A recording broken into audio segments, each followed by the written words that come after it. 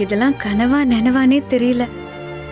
Surya sir அவர் வாயாலேயே நீ இனிமே இங்க இருக்க வேண்டியதில்ல, கிளம்பி வீட்டுக்கு போயிரு, உன் தங்கச்சிங்க கூட சந்தோஷமா இருன்னு சொல்லிட்டாரு. இப்படி ஒரு நாளுக்காக நான் எத்தனை நாளா காத்திருந்தேன். என்னோட எல்லா பிரச்சனையும் முடிஞ்சிருச்சு.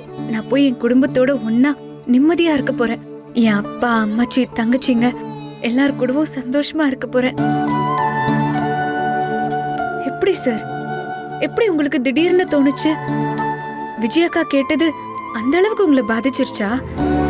இது தெரிஞ்சிருந்தா அக்கா கிட்ட சொல்லி இதை முன்னாடியே கேட்க சொல்லியிருப்பேன்.